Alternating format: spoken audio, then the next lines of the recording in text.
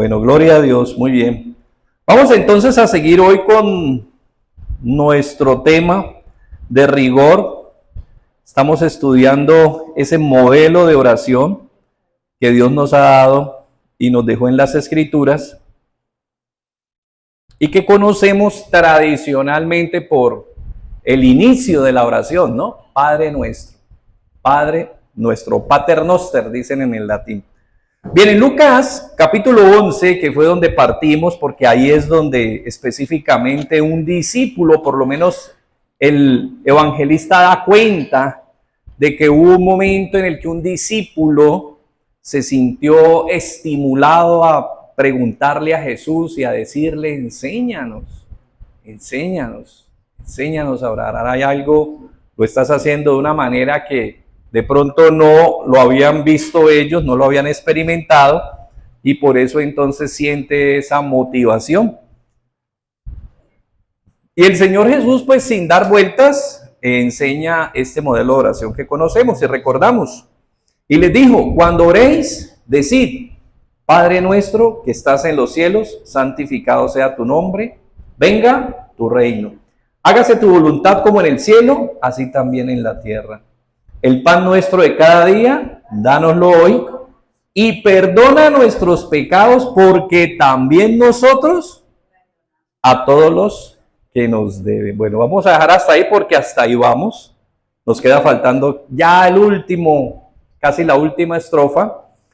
Pero recordando entonces y reiterando que son tres peticiones, ¿cierto? Que se enfocan específicamente en la gloria y en la naturaleza del Padre. Y tres peticiones que se enfocan en nuestra relación con el Padre, porque el Padre tampoco se pierde de vista y Dios no se pierde de vista. El hecho de que estemos hablando de provee para nuestra necesidad, perdona para nuestros pecados y no nos dejes caer en tentación, no significa que estamos perdiendo de vista al Padre. Él siempre está como protagonista en la parte central de todo este evento. Bien, vamos a mirar entonces hoy el tema del perdón. Dice que no suena razonable decirlo así, pero este tema es de los más polémicos. Y no es polémico porque no sea claro. Al contrario, es demasiado claro. Lo que pasa es que obviamente, pues, en nuestro corazón acontecen situaciones que nos desafían frente a este llamado. Pero lo interesante es que, como compartíamos hace 8 días, Jesús parte aquí diciendo, perdónanos como nosotros perdonamos. Nos compromete, ¿no? La oración nos compromete, o sea, yo estoy pidiendo perdón porque se espera de mí que yo lo otorgue. Y es tremendo compromiso. Pero bueno, decimos que no es porque de pronto no sea claramente establecido en la Biblia, no porque no sea claro cómo procede, no porque de pronto no sea claro qué es la voluntad de Dios. Ahora, cabe aclarar, es un tema muy personal, no es un tema de comunidad, no es un tema de que todos entonces, no, lo que piensen entonces, como todos van a perdonar, todos perdonan, no, eso es algo personal. Eso no podemos decir nosotros pongámonos de acuerdo y perdonemos a... No, eso es algo de cada uno, eso está, digámoslo, en la médula personal e íntima de cada uno de nosotros. Entonces, ¿por qué decimos esto? Porque cada persona en su proceso de crecimiento y madurez con Dios va tratando este tema y los temas que Dios disponga a tratar con cada uno de sus hijos. Y para uno muy bien, no, pero ¿por qué complica que lo perdone? Dice uno, pero uno no ha estado ni en los zapatos, ni en la persona, ni en la realidad, ¿sí? Por ejemplo, hay un testimonio muy interesante que creo que está en las redes, y lo recuerdo, el de un niño a quien su padre, en una disputa con su mamá por la tenencia del niño, no lo devuelve cuando le correspondió tenerlo, se lo lleva, prácticamente lo secuestra. Y cuando finalmente lo hallan y pues quieren que devuelva al niño, lo que él hizo fue quemarlo. Es que los laberintos del corazón, por eso le digo, los laberintos del corazón humano son muy serios. El niño no murió, pero obviamente quedó pues con queloides, deformado su cara, sus manos, Sus manitos parecen un guantecito de esos de cocina, de hornear. Sus manos, sus dedos están pegados. Claro que sí. Esos son hechos reales. Pero lo interesante es que en el juicio no sabemos si el niño es plenamente consciente, no sabemos cuánto de su proceso ha transitado, o tampoco podemos saber qué hay en su corazón. Claro, uno se confunde cuando ve la manera tan amplia, tan simple y sencilla como él le dice a su papá que él no ha dejado de amarlo y que le perdona. Y mire que uno está viendo eso y ¿qué piensa la mente, no? La mente que razona.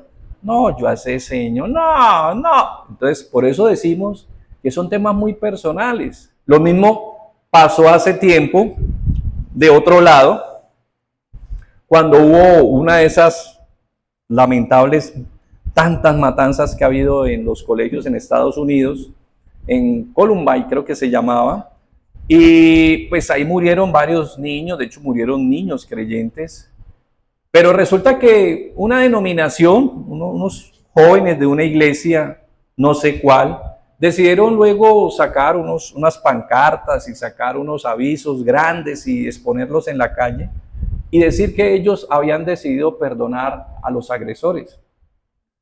Pero la pregunta es, ¿quién de ellos había sido agredido? No, ninguno. Entonces la pregunta era, ¿usted qué derecho tiene de tomar esa iniciativa y decir que nosotros los perdonamos si usted no ha sido el agredido?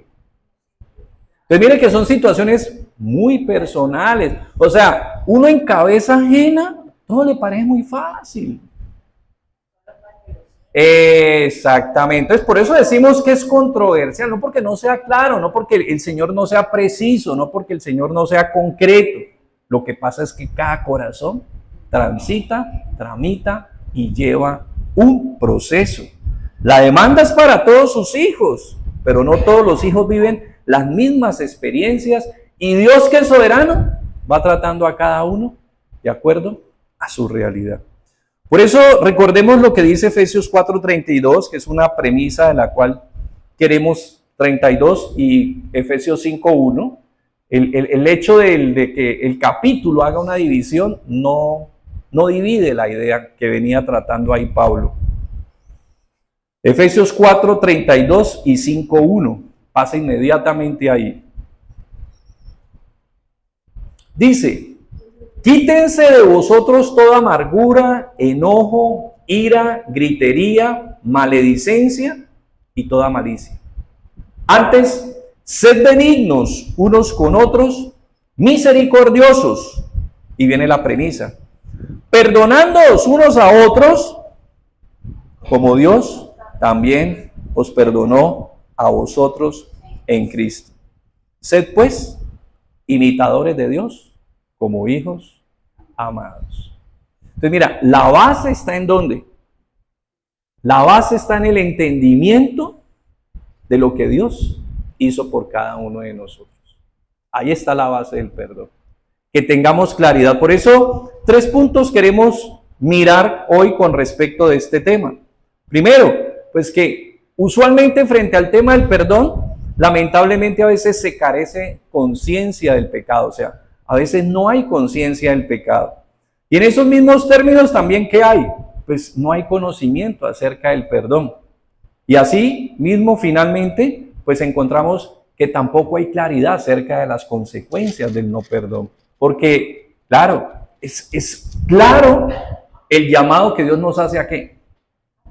Entonces también hay que entender que hay unas secuelas cuando nos resistimos, porque la ordenanza está debidamente establecida.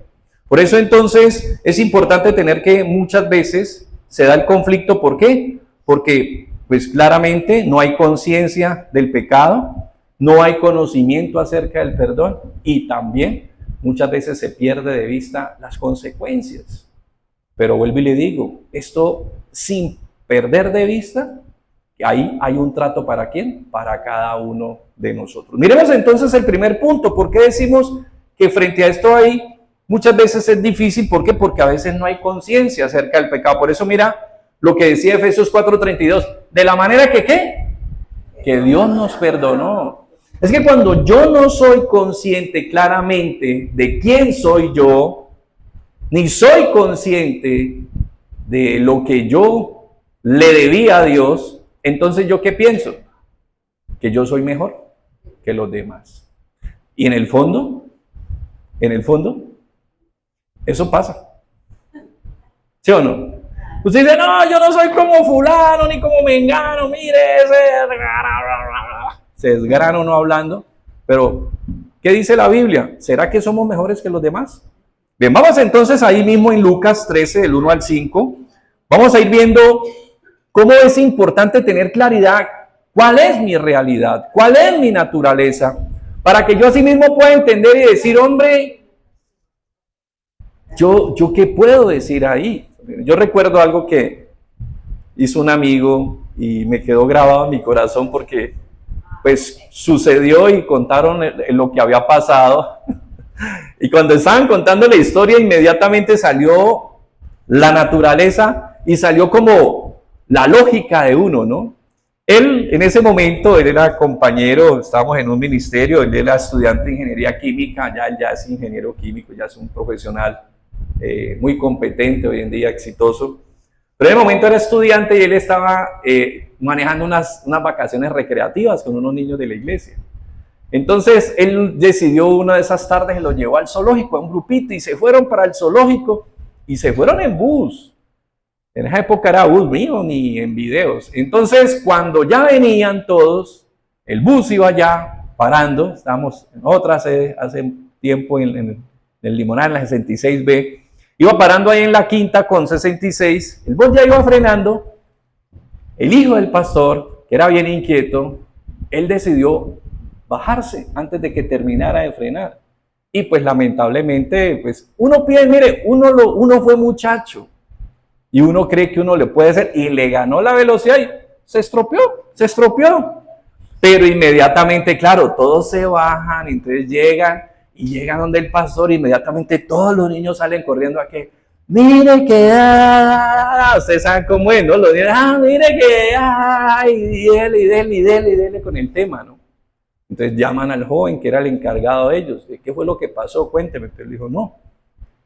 Venía al bus, ya iba frenando y pues él se bajó antes. O sea, saltó antes, ya iba frenando, saltó antes. Entonces, ¿qué piensa uno ahí? No, cagado, ¿cierto? Le provoca uno cogerle. Entonces le pregunta, ¿y usted qué le dijo? Y él le dice, no, nada. ¿Y por qué? Porque a mí también me pasó. ¿Sí entendió? Sí, a uno se le olvida que uno comete muchos de los errores que cometen los demás y que uno también se equivoca. Lo que pasa es que como uno no se equivoca en A y otro se equivoca en Z, ese es más malo. Porque él se equivoca en Z, en cambio yo solo me equivoco en A. Pero error es error y falta es falta. A mí esa lección, les digo, esa lección yo la tengo clavada entre pecho y espalda. Desde hace años. Y se convirtió en un parámetro para yo tratar a mis hijos.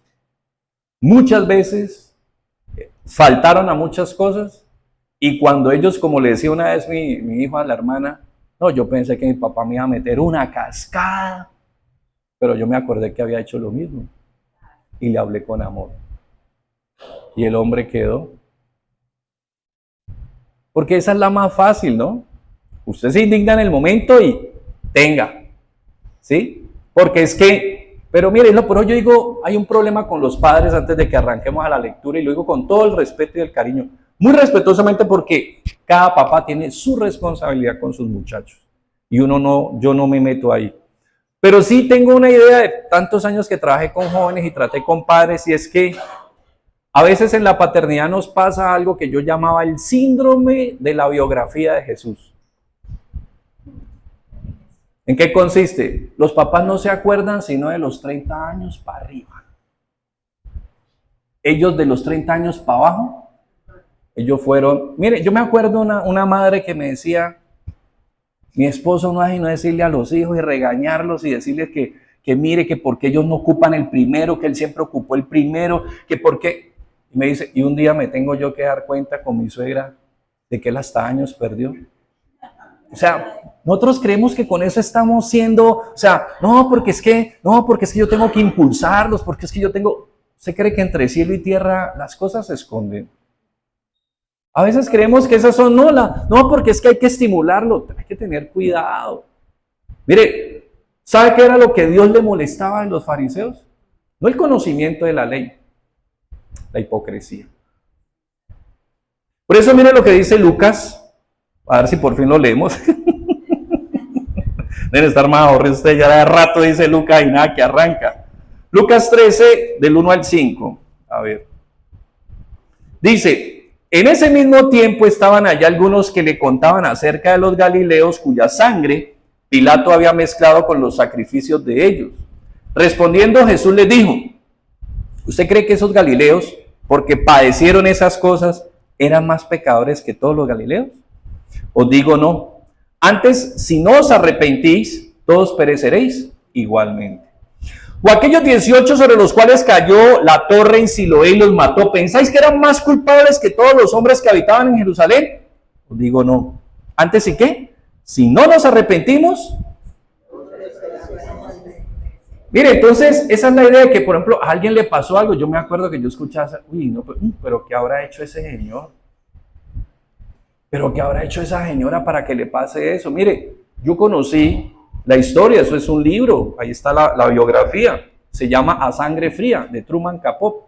Y es la historia de dos personajes que fueron y asesinaron una familia, papá, mamá y los dos niños, creyentes, comprometidos, hombres de testimonio, familia de testimonio, y los mataron de la manera más horripilante, cruel, con sevicia, la cosa más horrible que uno pueda. ¿Y qué puede pensar la gente? Uy, pero, ¿qué habrán hecho? No, no necesariamente. A uno no lo hace más malo las cosas que le pasan, ni lo hace más bueno las que no le han pasado, más bien dile gracias a Dios. Nosotros no somos mejores ni peores por las cosas que suceden. Nosotros somos lo que somos porque nacimos así. Eso es lo que dice la Biblia. Entonces dejémonos a veces de estarnos comparando, ¿no? Porque a veces uno, gracias a Dios, le van saliendo las cositas, uno va saliendo adelante, va pelechando, de pronto a otro se le viene un revés y ahí mismo empieza uno que, increíble cómo es la carne, ¿no? A sentir un dejo de superioridad frente al otro. Ahí es donde por eso no somos conscientes de qué es realmente la naturaleza pecaminosa y de qué es el pecado. Entonces, muchas veces nosotros presumimos que somos buenos y por eso entonces siempre estamos demandando ¿qué? Mire, una de las cosas que siempre demandan los hombres, justicia. Y la pregunta es, ¿somos justos? Esa es una buena pregunta, porque cosa que nos indigna es que sean injustos con nosotros. Miremos ahí mismo en Lucas, capítulo 18, para que sigamos avanzando, otra historia. Otra historia que habla acerca de la importancia de ser conscientes del pecado, de quiénes somos, de cuál es nuestra realidad. Lucas 18, 9 al 14 dice, a unos que ¿qué? Confiaban en sí mismos como ¿qué? Justos y menospreciaban a los otros. Porque a veces, mire, a mí me pasó, uno se convierte, uno conoce de Dios, y uno empieza a mirar rayado a los que hacen lo que uno hacía. Y a hablar mal, y a hablar golpeado, y a decir que por eso están como están. Y casi que uno ladra, ¿no? Porque ya uno ahorita es el juez.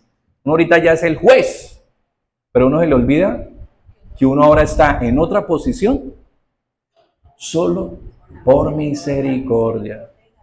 Mira, una vez nosotros dábamos unas vueltas en un evento que hacíamos en el estadio, todos los días íbamos, y pues esa era la película de nosotros, y estábamos nosotros en esa, y ahí en los bajos del estadio duermen muchas personas que han caído en el alcohol, técnicamente, bueno, digamos peyorativamente aquí en la ciudad les dicen piperos, ¿no? Y estando en esas vueltas, alguien saludó a alguien y se pusieron a hablar y charlaron y a recordar la vida de la iglesia, a recordar el ministerio, a recordar, bueno, cuando terminó toda la historia, alguien pues vino y trajo, ¿y quién es él? Dije, no, él es Juan. Él fue tiempo completo 18 años. Él le sirvió a Dios. conoció de Dios y ahorita estaba en esa condición. Y entonces, alguien tomando esa realidad, nos compartía y nos decía a todos, ¿por qué nosotros no estamos donde ahorita está Juan? ¿Por qué estamos ahora aquí persistiendo, velando, viviendo una nueva vida? Solo una razón, la misericordia de Dios. Por eso hace 8 días recordábamos, Dios quiere que aprendamos a imitarlo, que aprendamos a ser misericordiosos, porque Él fue misericordioso con nosotros. ¿Ok? Entonces dice, a unos que confiaban en sí mismos como justos y menospreciaban a los otros, dijo también esta parábola. 2 hombres subieron al templo a orar, uno era fariseo, otro publicano. El fariseo puesto en pie oraba consigo mismo de esta manera: Dios, te doy gracias porque yo no soy como los que están allá, ladrones, injustos, adúlteros, ni aún como este publicano. ¿Por qué? Porque yo ayuno 2 veces a la semana, doy diezmo de lo que gano, mas el publicano, estando lejos, no quería ni aún alzar los ojos al cielo, sino que decía: acuérdate de mí, Señor. Tú sabes quién soy yo. Acuérdate de mí, Dios mío. Ten misericordia de mí. Sé propicio. Os digo que este descendió a su casa justificado antes que el otro, porque cualquiera que se enaltece será humillado, y el que se humilla, sí, lamentablemente sí, nos pasa. Nos ha pasado y pasa muchas veces. Veamos entonces cuando venimos y nos encontramos con Jesús, pues ahí es donde, gracias a Dios, a pesar de encontrarnos con esa realidad del pecado, ahí es donde vienen, gracias a Jesús, pues el paso, la transformación, donde se ve el arrepentimiento, donde ser consciente de mi error me lleva a pensar en qué, en resarcir, en restituir, en reconocer, ¿cierto? En que si yo he agredido a alguien, que estoy llamado a compensar. Si le quité algo, a restituir. Si le debo algo, a responder. Pero ahí es donde la conciencia de mi debilidad, cuando soy consciente, inmediatamente empiezo a tomar decisión acerca de los correctivos que tengo que hacer. Miremos nada más Lucas 15. ¿Qué hizo el hijo pródigo cuando fue consciente de su error? Pequé contra el cielo y pequé contra mi padre. Él no tenía conciencia de eso. ¿Qué le dijo al papá cuando se fue? Deme lo mío, pásame lo mío. Y se fue y vivió perdidamente. Sí, estamos hablando de una parábola, pero esa palabra tiene un sentido. Está hablando acerca de lo que se pierde y vuelve y se rescata. Y así él, cuando fue consciente, ¿qué dijo? Pequé contra el cielo, pequé contra mi padre. ¿Qué dijo? Iré a casa de mi padre y le diré: pequé contra el cielo y pequé contra ti. Eso es restituir, eso es ser uno consciente. Es que mire, cuando uno es consciente del pecado, entonces uno es consciente de que hay que reparar, hay que pedir perdón. Miren lo que dice entonces Lucas 19, del 1 al 10, esta historia tan famosa, tan bonita que hemos conocido de tanto tiempo y que parece que es real, cuentan los eventos. Habiendo entrado Jesús en Jericó, iba pasando por la ciudad y sucedió que un varón llamado Zaqueo, que era jefe de los publicanos y rico, procuraba ver quién era Jesús, pero no podía a causa de la multitud, pues era pequeño de estatura. Y corriendo delante subió a un árbol sicomoro para verle, porque había de pasar por allí. Cuando Jesús llegó a aquel lugar, mirando hacia arriba, le vio y le dijo: Zaqueo, date prisa, desciende, porque hoy es necesario que pose yo en tu casa. Entonces él descendió a prisa, y ¿cómo le recibió? Y al ver esto, todos murmuraban. ¿Y qué decían? Este ha entrado a posar con un hombre. Entonces Zaqueo, puesto en pie, dijo al Señor: he aquí, Señor. Increíble. Zaqueo no era rico, era muy rico. Él era jefe de los publicanos. A ellos todos los días les entraba plata por arriba, por abajo, por el frente, por un lado, por el otro. Todos los días entraba plata a esas arcas. Era un hombre muy rico, pero detestado por su comunidad. Detestado porque trabajaba ¿para quién? Para el Imperio Romano. Pero siendo pequeño, ¿se acuerdan qué fue lo que él hizo para ver a Jesús? Se subió a un árbol. ¿Qué significa eso, Marcela? que él siendo pequeño procuró subirse a un árbol. Es que ella nos lo compartió ahorita en oración. Ella dijo, tenemos que ser intencionados a la hora de buscar a Dios. ¿Qué pudo haber hecho Zaqueo? No se ve.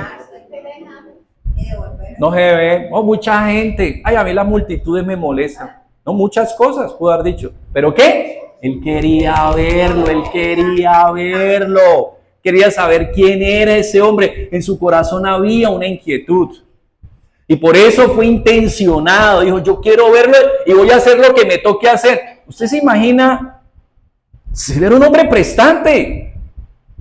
Ahora usted imagina que alguno de nuestros amigos vaya subiendo un árbol para ver a alguien. ¿Qué pensamos nosotros? Ay, por Dios, bájate de ahí.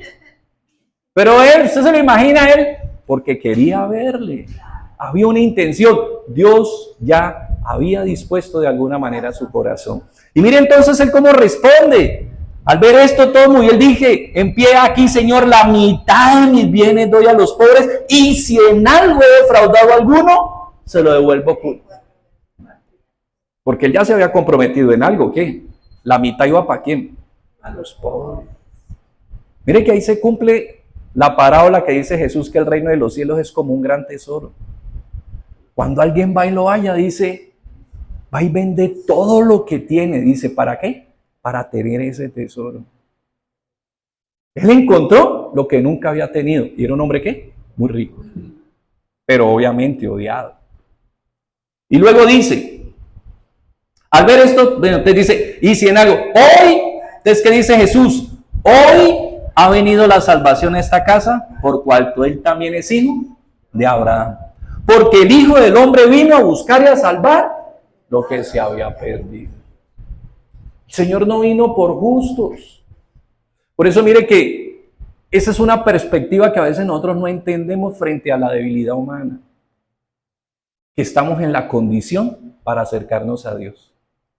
La condición de nosotros no es ser buenos, no es estar haciendo las cosas bien. ¿Es qué? Simplemente ser un ser humano caído.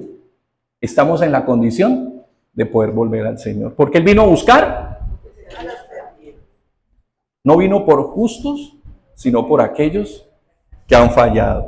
Por eso, en el Salmo 51:5 se nos recuerda para cerrar este punto. Entonces, mira, lo importante de que tengamos conciencia de dónde venimos, quiénes somos, dónde estábamos y qué ha hecho Dios por nosotros y en qué condición estamos. Porque de lo que nos resiste perdonar es siempre pensar que estoy en una condición superior al otro. Y no que estamos todos en la misma condición. No sé si ustedes se han visto esa película El pianista, que es muy hermosa. Y cuando ellos los están ahí llevando al gueto, todo, pues usted imagina, Dios mío, usted imagina gente sentada ahí esperando, sabiendo a dónde va. Y hay un niño vendiendo dulcecitos. Y el niño está vendiendo dulcecitos y entonces, y él insiste, ¿no? Él va para allá, pero él insiste en vender sus dulces y dulces y dulces. Oye, chico, ven, ¿cómo los dulces? No, que a 200 pesos, tengo 300, dame 2 en 300. No, señor, es a 200 cada uno, si no, no le doy. Y entonces, ¿qué dice el Señor? Pobre chico, no es consciente para dónde vamos todos. Él está viviendo la vida como si él estuviera en otra película, como si él estuviera en otro barco. Sí, como en el Titanic, no todos estamos en el Titanic, se están viendo el Titanic y algunos no, que ellos eran de primera clase, no es que se va a hundir primera, segunda, tercera, cuarta, todas las clases se hundieron. Entonces, algunos creemos que estamos en un lugar especial frente a Dios. ¿Y todos somos en qué? La misma condición. Por eso, mira, dice el Salmo 51:5, he aquí, en maldad he sido formado, y en pecado, ahí está. Tal vez no podemos decir que lo transmitió, que hay varias teorías sobre eso, pero sí hay una sola cosa que es esencial con respecto de Adán. Él como cabeza federal, él como cabeza representativa de la humanidad, falló. Y como dice Romanos 5:19, por cuanto él falló, a todos se nos declaró que habíamos fallado. Así es. Cuando la selección Colombia gana y cuando pierde, todos pierden. Todo, pues ¿quién perdió? O sea, perdió la selección, pero nosotros ganamos. No, porque la selección nos representa al Estado. representa al país. Entonces, si Colombia gana, Colombia gana. Pues como nación, pues con respecto al deporte. Y si pierde, pierde.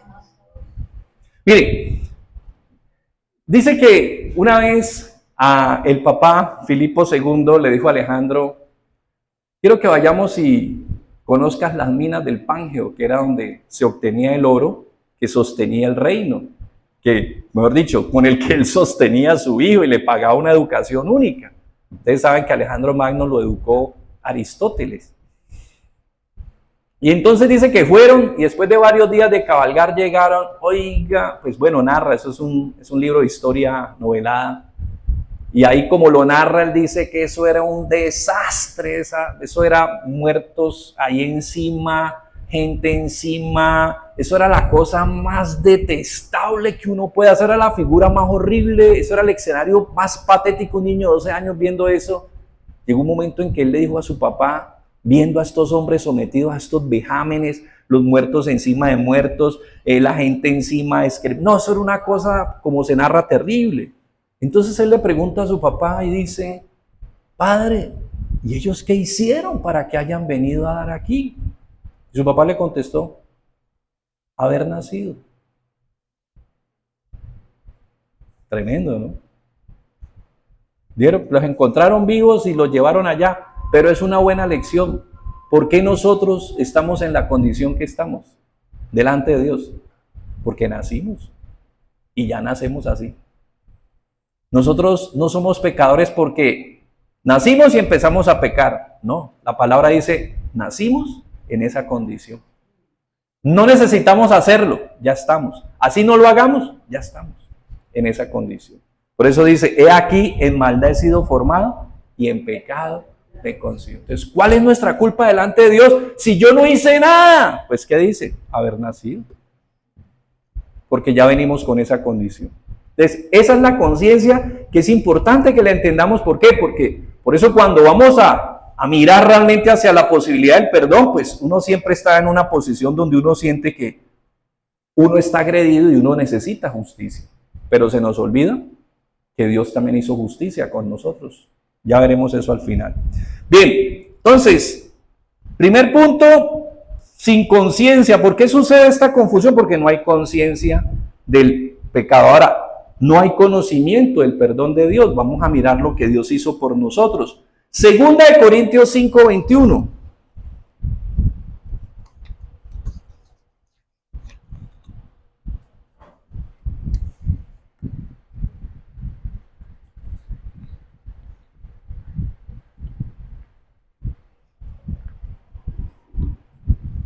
Segunda de Corintios 5:21.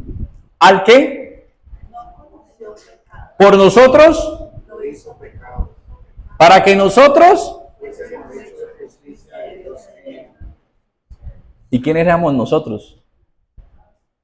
Según Romanos 5:8 dice, si siendo enemigos, nosotros éramos ¿qué? Enemigos. A mí una vez alguien me hizo caer en cuenta de esto, yo nunca lo había pensado en un ejercicio, en un grupo de oración. Él me decía, ¿cuál es la persona que usted en el fondo o le ha costado o todavía le cuesta relacionarse, mejor dicho, que usted siente que es su enemigo? ¿Cuál es esa persona? ¿Usted tiene una persona? Sí, hay personas que uno a veces le cuesta a uno. Y él me decía, imagínese que a usted Dios le diga que su hijo tiene que morir por esa persona. ¿Usted lo entregaría por su peor enemigo? Bueno, eso fue lo que hizo Dios con nosotros. Porque nosotros éramos enemigos de Dios. Entonces, Jesús era ¿qué? Según Juan 1:1. En el principio era el verbo era con Dios y el verbo. Pero ¿qué dice Filipenses 2, del 5 en adelante? Se hizo hombre. Se humilló y se hizo hombre y no se puso a mirar que él era ¿qué? Dios. Y estando en la condición de hombre fue obediente. ¿Obediente hasta qué? Hasta la muerte de la cruz. ¿Por quién? Por nosotros. Pero estando vivo nunca faltó a nada. Miremos, recordemos por ejemplo Hebreos 4:15 dice. Hebreos 4:15.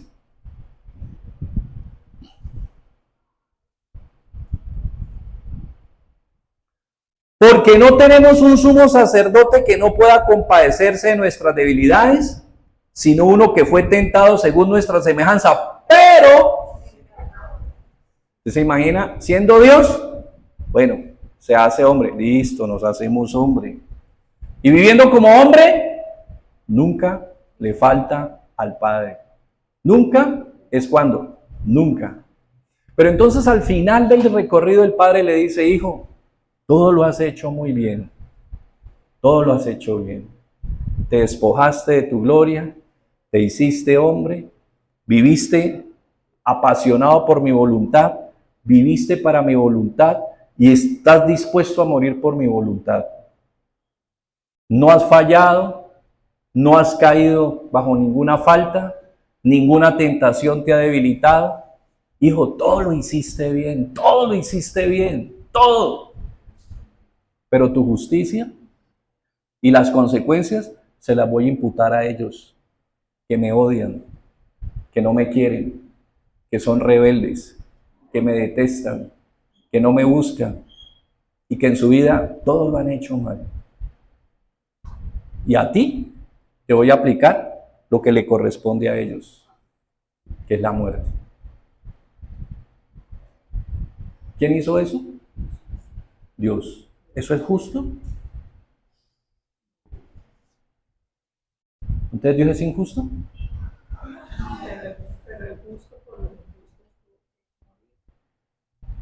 No, no es justo, ¿cierto? Pero es verdad. Por eso, mire, de las cosas que uno más pelea como ser humano, ¿sabe qué es eso, no? Uy, se me hizo adelante. Yo estaba, y eso se agarra a uno y pelea. ¿Por qué? Reclamando ¿qué? Justicia. Porque una cosa que le... Y mire, no nos engañemos. ¿A usted le gustan las películas donde el personaje se venga? Y si no se venga, ¿usted qué dice? ¿Qué película tan mala? ¿Estoy mintiendo? ¿Estoy mintiendo? Ponga la mano en Netflix. Bueno. A uno lo que le gusta es eso. ¿Y sabe qué hacen esas películas? Le meten el dedo en la llaga, ¿no? El malo cada vez hace cosas peores. Y ya después de que usted vio que el bueno vivió, usted dice, ya se viene lo que todos nos gusta. ¿Por qué la gente ama el Conde de Montecristo? La historia del Conde de Montecristo. Porque se vengó. A todos nos gusta ese pedacito. Pero ¿qué hizo Jesús? Según Mateo 26:39. Mateo 26:39. ¿Qué hizo Jesús?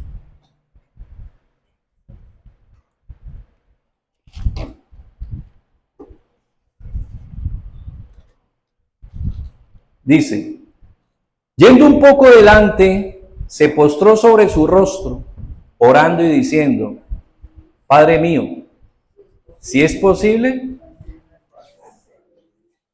pero si no, si me toca llevar las consecuencias de la injusticia de ellos, yo la llevo.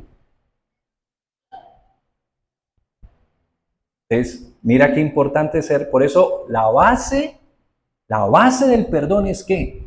Lo que Dios ha hecho por mí.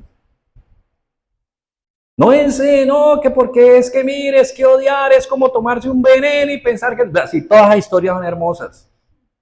Todas las historias y de hecho están las consecuencias, ¿no? ¿Cuánta gente está enferma? Por eso dice, cuando estamos hablando de la parábola de aquel injusto al que le perdonaron una cantidad de dinero y luego cuando salió el que le debía una bicoca, ¿y qué le dice cuando lo llevan? Lo llevan y le reclaman y le dicen, y llévelo y entréguenlo a los verdugos. Obvio, las consecuencias se acarrean. Ya veremos. Pero el punto es, la base para el perdón parte de tu relación con Dios y de entender lo que Dios ha hecho por ti. Por eso es entre tú y Dios. Es entre tú y Dios. Eso es importante entenderlo. Sí, que hay unas disciplinas que se maneja la comunidad, te puede llamar, te puede conminar frente a ciertas situaciones, pero el que tiene que tomar la decisión es cada uno de nosotros. Y nadie la puede tomar por mí. Porque eso es entre usted y Dios y delante de Dios. Entonces, ¿cuánto nos quejamos los hombres acerca de las injusticias? De hecho, nos descomponen, nos enfadan. Aún llegamos a tratar a Dios de injusto muchas veces, ¿no? En Ezequiel, ¿sabe qué le decía a la comunidad? No nos parece justo lo que tú estás haciendo. Así le decían los hombres a Dios. ¿Por qué? Porque él decía, si un hombre lo ha hecho todo bien, pero después decide hacerlo mal, pues se condena. Y si un hombre ha vivido mal y después decide cambiar y empieza a hacer las cosas bien, pues ve la gloria. No, pero es que me parece injusto. Le dicen, lo que cada uno siembre, eso va a cosechar. Eso no es una historia personal. Es una decisión de cada uno. O sea, ¿soy injusto dándole a cada uno de acuerdo a lo que está sembrando? No. Pero finalmente viene la gracia. Estamos hablando de Ezequiel 18, Antiguo Testamento. Pero ya aquí, miren, nada más recordemos lo que hace la parábola de los obreros. Nos recuerda sobre la gracia de Dios. A las 6 de la mañana, coge, contrata unos obreros y le dice, mira, yo te pago un denario si trabajas todo el día. Listo. Al mediodía, ¿ustedes qué están? No, nada, le pago un denario si trabaja el resto del día. Y a las 5 de la tarde le dice, ¿ustedes qué? No, nada, trabajen. Y cuando se llegó la hora de la paga, entonces, ¿qué pasó? ¿Qué pasó con el que trabajó una hora? Un denario. ¿Y el que trabajó mediodía? Un denario. Y los que habían trabajado todo el día, ¿qué empezaron a pensar? Me van a dar más. ¿Y qué les dijo? Un denario. ¿Y qué dijeron? Es injusto. ¿Y qué les dijo él? ¿No convinimos en eso? A uno muchas veces le dicen, la gente con mucho cariño, no, es que tú te mereces muchas más cosas. Puede que sí, pero tengo la gracia de Dios. Pudiera merecerme, pero al final, ¿sabes qué dice la Biblia que me merecía yo? Yo me merecía la muerte. Y Dios me dio su gracia. Que otros tengan lo que yo hoy no tengo y que yo pudiera tener más y que otros más bien lo tienen. Y la gracia de Dios, ¿acaso qué me prometió a mí Dios? Su gracia. ¿Y qué le digamos hace 8 días? El que recogió mucho, no comió más. Y el que recogió poco, no tuvo hambre. ¿En dónde pones tu corazón? Entonces no te dejes dañar el corazón pensando que algunos te dicen, no, pero Marcia, es que tú deberías hacer, no, María, es que usted no debería, usted tan buena gente que... Pero mire, pensemos en la gracia de Dios primero. Como pasó con estos obreros. ¿Qué le dice el Señor? ¿Acaso te molesta que yo sea bueno? Que yo le haya dado a los últimos una salvación igual a la que te di a ti. Que llegaste hace 20 años, que llegaste hace 30 años. O sea, nosotros ¿qué pretendemos? Que porque llevamos 30 años o 20 o 40 o 50 años en el Evangelio, entonces el que llega ahorita, Dios le va a dar una salvación más chiquita. ¿Qué salvación le va a dar Dios? La salvación igual de grande a la que todos hemos recibido. Pero nosotros siempre estamos tratando de ¿qué? Buscar justicia según nuestro criterio. Y perdemos de vista la gracia de Dios. Entonces, cuando yo ya entiendo esto, entonces ahí es donde yo tengo que empezar a revisar.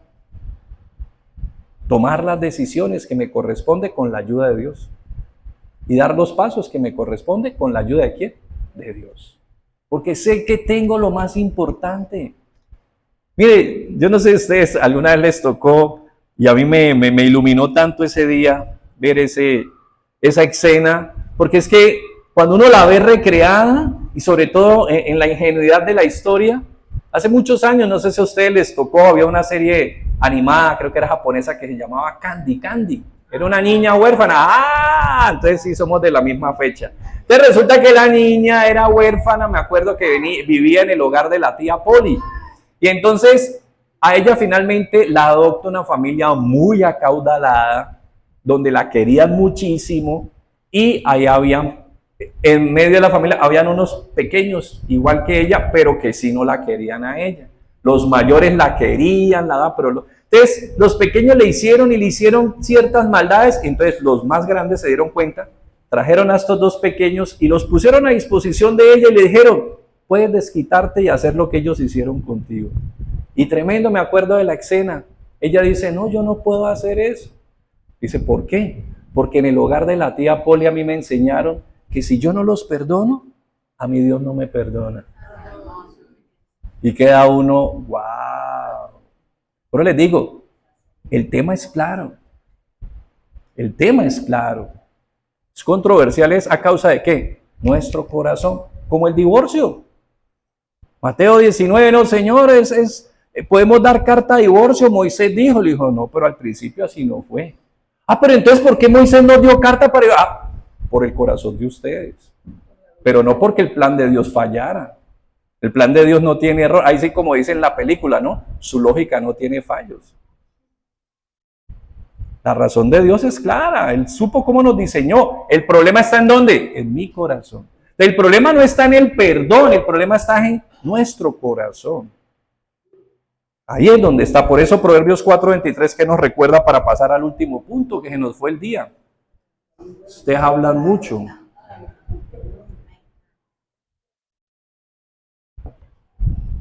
Salomón Salomón recordando lo que su papá le enseñaba. En ese capítulo 4 dice que su papá le decía, sabiduría, sabiduría, hijo mío, ante todo adquiere sabiduría e inteligencia. Y él dice, yo fui hijo mimado. Mire, recordemos un poquito antes para que veamos como el contexto desde donde parte Salomón para decirnos estas palabras.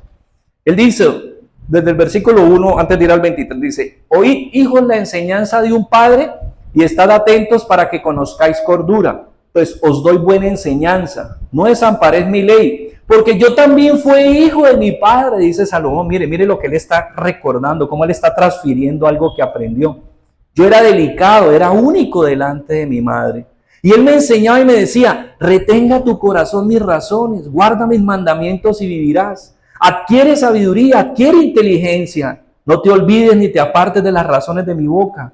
No la dejes y ella te guardará. Ámala y te conservará. Mire el 7, sabiduría ante todo. Adquiere sabiduría. Y sobre todas tus posesiones, ¿qué le decía el papá? Engrandécela y ella te engrandecerá. Hónrala, que cuando la hayas abrazado, ¿qué será? Adorno de gracia dará tu cabeza y corona de hermosura te entregará. Y bueno, ustedes leen el resto. Vamos al 23, por eso entonces él dice, sobre toda cosa guardada, ahí está el detalle. Ahí está el detalle de ¿qué? Del perdón. Muy bien. Finalmente, entonces decimos que es controversial y se vuelve difícil. ¿Por qué? Porque pues no hay conciencia de la pecaminosidad muchas veces. No hay conocimiento de cómo Dios nos ha perdonado. Y finalmente, a veces no hay claridad de las consecuencias. Miremos lo que dice 1 Pedro 1, 17 y 18. El creyente o la persona conversa no pierde la salvación por el motivo de no perdón, pero ineludiblemente vienen las consecuencias a causa del resentimiento. 1 Pedro 1, 17 y 18. Y si invocáis por Padre aquel que sin acepción de personas juzga según la obra de cada uno, conducíos en el temor todo el tiempo, en temor todo el tiempo de vuestra peregrinación, sabiendo que fuimos rescatados de nuestra vana manera de vivir, la cual recibimos de nuestros padres, no con cosas corruptibles, como oro y plata. Mire, ustedes creo que se han dado cuenta, no sé si, pues yo veo eso en las redes, creo que es real, que el hijo del fundador de Hamas, estos señores que están en contradicción con Israel, él es creyente, es cristiano. ¿Pero usted qué cree que le enseñó su papá a él de niño? Le enseñó a odiar. ¿Pero él qué? Tomó un camino diferente. Y él ahora habla del perdón. ¿Por qué? Porque si nosotros, obviamente una de las consecuencias es que en la medida en que yo más me resista, me estoy desmarcando de la identidad que tengo como hijo de Dios. Y vuelvo y le digo, esto obviamente en razón a cómo cada uno maneje, ¿cierto?, el tema. Pero me desmarco de la identidad que tengo de Dios, porque no voy a parecer cada vez más hijo de Dios, sino ahí voy a encontrar una discusión, una diferencia. Segundo, Marcos 11, 25 al 26.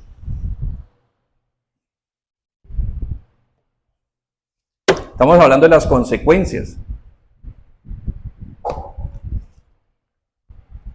Y cuando estéis orando, perdonad si tenéis algo contra alguno. ¿Qué dice? Para que también vuestro Padre que está en los cielos os perdone vuestras ofensas. Sigue la otra parte. Porque si vosotros no perdonáis, tampoco vuestro Padre que está en los cielos perdonará vuestras ofensas. Entonces, otro punto importante es que exponemos nuestra comunión con Dios, obviamente, frente a todo este tema y esta resistencia. O sea, es un tema que uno lo puede llevar ahí, pero hay que tratarlo con Dios. No es fácil, yo lo he vivido. Y he estado resentido con una persona, mire, y eso es mañana, tarde y noche que esa persona está clavada en la cabeza de uno. Y cada vez y viene y vuelve y recurre y vuelve y va y viene y vuelve y recurre y vuelve y va. Eso no es fácil, pero hay que tratarlo. Mire, yo recuerdo algo, una muy cortica que no fue ni muy larga, con alguien que trabajaba ahí en la unidad, que nos colaboraba en la parte de la seguridad, y me cogió jeriza y entonces me retardaba a abrir, me dejaba parado, y claro, yo me daba cuenta que él lo hacía adrede, tanto así que un día yo llego y él está llenando un documento a alguien que estaba ahí también de la unidad y no me abrió. Entonces el Señor cogió y me miró y lo miró a él y le dijo, ¿por qué no le abre? Es que ábrale primero al Señor. O sea, de ese tamaño era y era una persona de mucho tiempo, entonces, y claro, yo empecé que, Dios mío, no deje malestar. Pero me acuerdo que un día me arrodillé y le dije, Dios mío, pues yo qué estoy haciendo aquí, yo qué gano indisponiéndome, yo qué gano dañándome el corazón, pues le entregué al Señor. Siguió la misma situación, pero yo seguí para adelante, ya no me ponía a detallar. De vez en cuando le daba por hablar, compartir, decir. Se murió. Un buen día le dio un infarto y se murió. O sea, sabrá Dios, obvio, no como algunos dicen, no, es que como me tenía rabia el Señor. No, por favor, no. Una situación de presión o de corazón, muchas cosas. Pero lo cierto es que hubo paz en mi corazón y a la final hubo hasta tristeza, porque yo no le deseaba eso. Y cuando se dio, pues, una persona que ya estaba a casi un año de pensionarse, tenía sus proyectos, sus sueños. Entonces, eso pasa con regularidad, pasa. Y mire, y a veces uno en el día le pasa que el señor que me miró mal, que la señora que me miró mal, que el que me atendió mal, y bueno, mejor dicho, todo el tiempo hay motivos para uno envenenarse. Por eso entonces, tercer punto y final, Mateo 18:35, perdón. Mateo 18:35, para que oremos. Y le digamos al Espíritu Santo que es quien nos da la mano en todo este proceso, porque el primero es el que nos va a iluminar. Una cosa es escuchar aquí el tema y otra cosa es que el Espíritu Santo ilumine mi corazón. Como dice el Salmo 119:130, la exposición de tus palabras alumbra el entendimiento, hace entender al simple, pero es el Señor. 18:35 que dice, entonces su Señor enojado le entregó a los verdugos hasta que pagase lo que debía.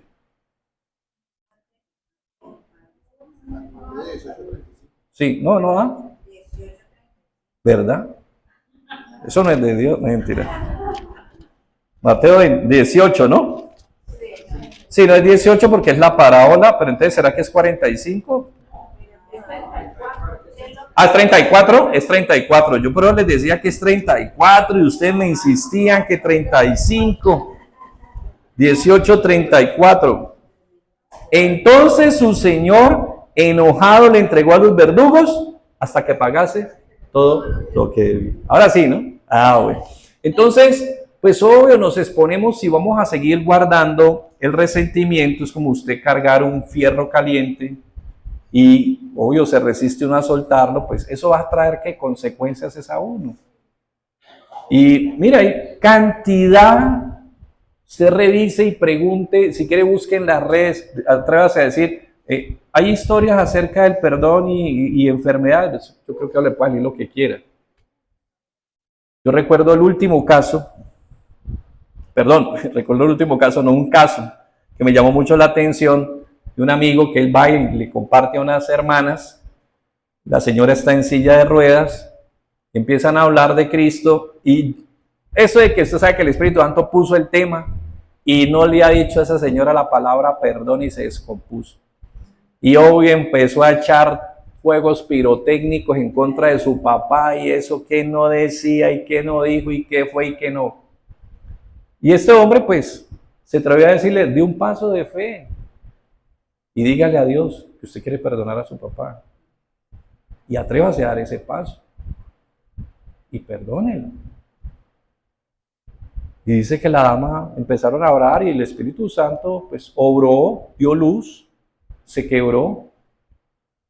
Para resumirle, pues la historia terminó que ella terminó fuera de esa silla de ruedas, terminó en pie.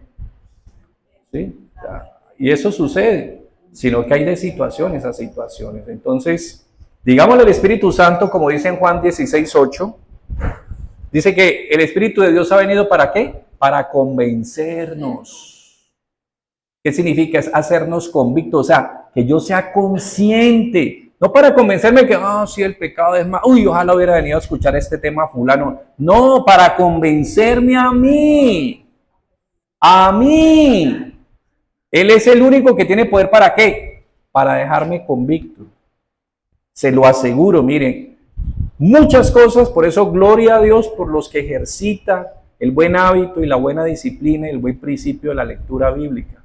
Espíritu Santo lo coge usted en el pasaje que usted menos piensa, el día y la hora que usted menos cree, y le da luz, y usted a veces dice, Dios mío, yo esto no lo había visto nunca, pero ahí está.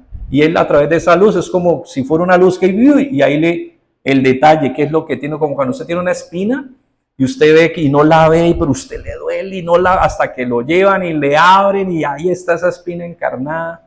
Así el Espíritu Santo es el único que puede sacar eso a la luz. Entonces, digámosle, precioso Consolador, te damos muchas gracias en esta noche por este tiempo hermoso y especialmente, Padre bueno, por tu palabra.